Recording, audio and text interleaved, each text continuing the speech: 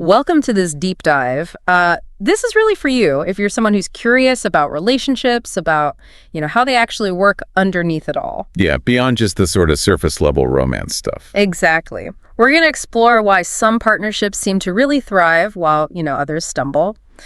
We want to dig into the core things that make connections fulfilling. Mm-hmm. And our goal today, really, is to offer let's say, a reflective, maybe a more realistic view, kind of an empathetic look at relationships for everyone, regardless of gender. Looking at common struggles, but also, importantly, pathways to healthier connections. Absolutely. Highlighting what works and maybe what doesn't. Okay, so let's jump right in. One of the really key ideas that kept popping up is projection. It sounds like a lot of relationship problems start there. Well, yeah, it's this thing where we aren't really seeing our partner for who they are. Instead, we're like projecting our own needs or maybe our fears onto them. Right. So you might get into a relationship based on, say, just physical attraction initially. Or maybe a fear of being alone. That's a big one. Yeah. Or even this subconscious idea that your partner will somehow complete you, fix things. And those things, they might get you started, but they're not really a solid foundation, are they? Not really for the long haul. You need more than those initial drivers for something strong and lasting. Which brings us to responsibility. It takes two, right? Oh, absolutely.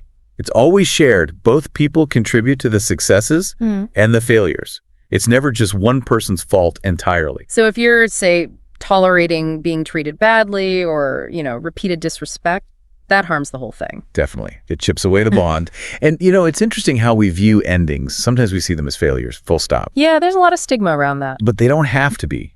If you approach it with reflection, an ending can actually be a huge opportunity for learning, for growth. That's a really positive spin, actually, because, there's so much pressure, isn't there? This until death do us part ideal. That ideal. It can be a bit of a trap, honestly. How so? Well, it can keep people stuck in relationships that are really unfulfilling, maybe even unhealthy. It fosters guilt, and stops people from making changes that might be necessary. So challenging that idea, revisiting how things are working or not working, that's actually healthy. It's a sign of being alive. Sure. It shows you're learning, evolving. Thinking that relationships should never change or be reevaluated, that's not realistic. Personal evolution involves making mistakes, adjusting how we love, who we love. So relationships kind of need tune-ups as we change. Precisely. And speaking of evolution, another big theme was solitude, being okay on your own. Right, that balance between connection and having your own space. Yes, that interplay is vital. It seems the healthiest dynamics often involve people who genuinely value their own company. They have their own lives, their own interests. So they're not looking for a partner just to fill some kind of void. Exactly. They're looking for a companion to share an already fulfilling life with. It's about two whole, independent individuals choosing to come together. That makes the choice to be together feel, more powerful, doesn't it? More conscious. It really does. And that links to emotional independence, which isn't about being cold, by the way. Okay, yeah, clarify that. It's not about being distant or aloof. It's about not clinging to your partner out of sheer necessity, not needing them for your basic emotional survival. So avoiding that kind of neediness. Yeah, that extreme attachment driven by neediness. Yeah. It can almost feel like an addiction, and an emotional addiction.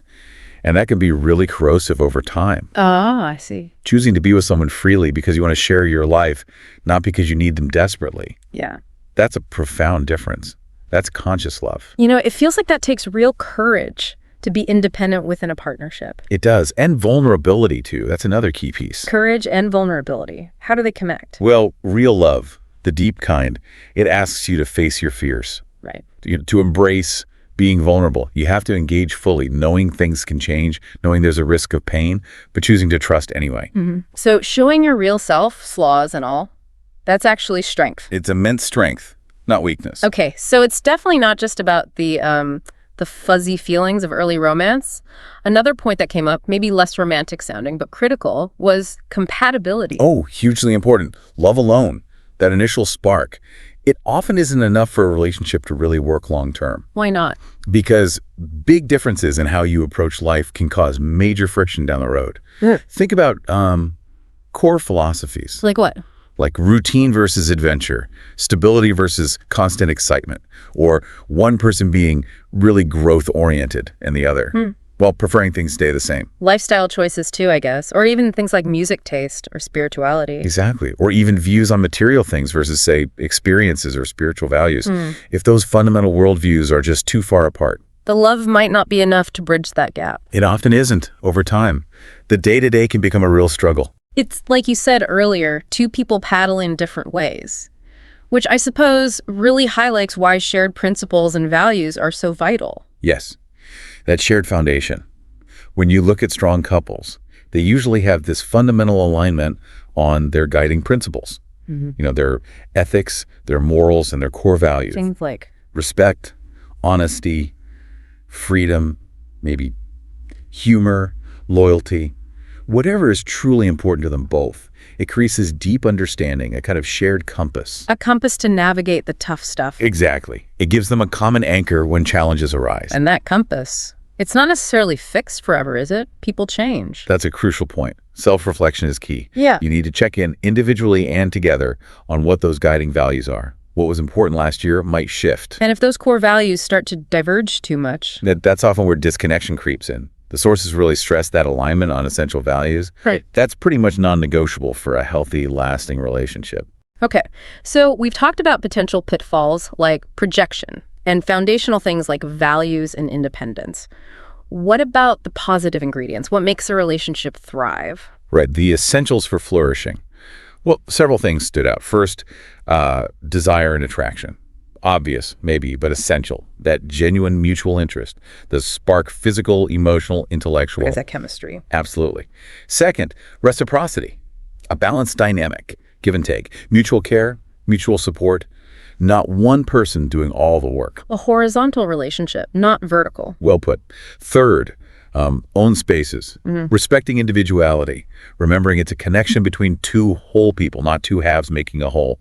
Allowing room for personal growth. Okay, desire, reciprocity, personal space. Got it. Right. What else? Fourth, admiration.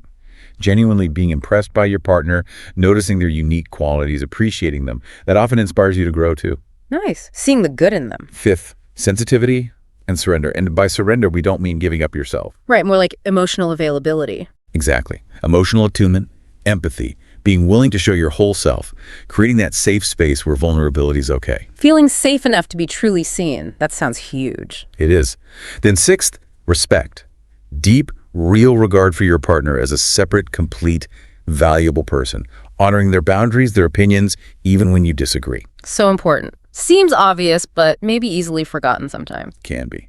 Seventh, communication and honesty. Being able to talk openly, clearly, truthfully about thoughts, feelings, fears, everything. That's how you build deep trust and how you navigate conflict effectively. Communication again. It keeps coming up. Because it's fundamental. Yeah. And then the last two they really highlighted were humor and a shared vision. Laughing together. Yes, and having a compatible outlook on where life is generally headed, sharing similar core values about that direction.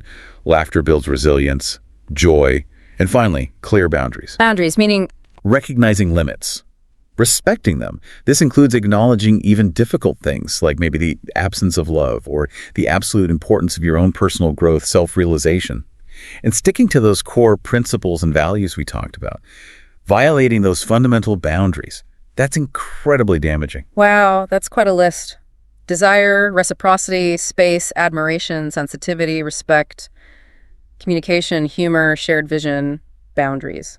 Yeah, quite a few ingredients. But as you list them, it strikes me that so many of them kind of boil down to one simple, fundamental thing that kept coming up. Which is? Just treating each other well, with kindness, with care. Absolutely. That's such a core takeaway. You can have all the separate ingredients, but if you're not fundamentally treating each other with kindness and respect, Yeah. it all falls apart. That basic principle applies everywhere in all meaningful connections. And really, no one deserves to be mistreated, period. So when we pull it all together, what's the ultimate goal here? What kind of love are we aiming for, according to these ideas? The kind of love that really matters, the truly healthy kind, is the love that embraces you completely just as you are right now, but also, crucially, inspires you to keep growing.